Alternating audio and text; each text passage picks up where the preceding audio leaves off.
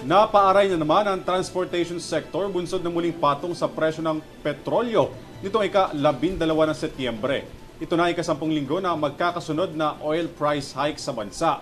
Hirit naman ng ilang transport group, dapat daw dinggin na ng Land Transportation and Franchising and Regulatory Board ang petisyon nilang taas pasahe. Ang tugon ng LTFRB sa report ni Mia Layagin.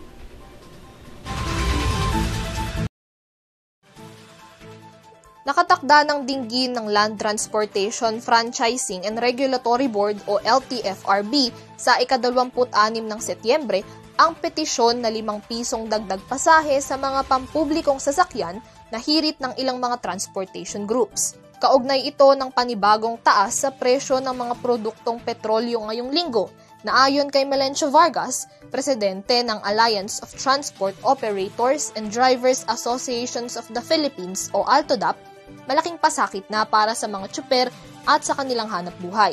Sa pahayag ni LTFRB Chairman Atty. Chofilo Guadis III, sinabi niya na malaki ang posibilidad na maaprubahan ng petisyong taas pasahe sa mga jeep bago matapos ang taon. Ito ay kapag nadinig na rin sa ika-26 ng Setyembre ang petisyon ng ilan pang mga transport groups patungkol dito. Although I would also like to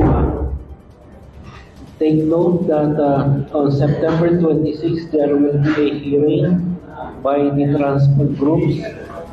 Ito pong hearing na ito would be to address the issue of the continuous rise in the price of gasoline. So one transport group is asking for 4 pesos initial flat down. I think that would be the group led by Pasang Masda. One group is asking for an initial lockdown rate of 2,000 pesos. Nagkaiba na lang po yung kilometric nila kung magkano yung sisil nila on a kilometer basis. I think one group wants 4 pesos for the first 4 kilometers and then 1 peso thereafter for every kilometer.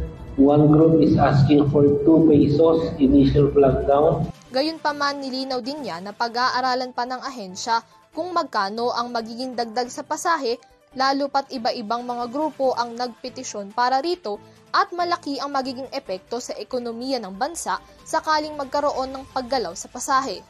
Samantala, sinabi pa ng ahensya na hindi makakaapekto sa kanilang magiging desisyon patungkol sa taas pasahe ang 3 billion pesos fuel subsidy para sa mga pampublikong transportasyon na sinimulan ng ipamahagi kahapon. Para sa EuroTV News, ako si Mia Layagin, sumasaludo sa bawat Pilipino.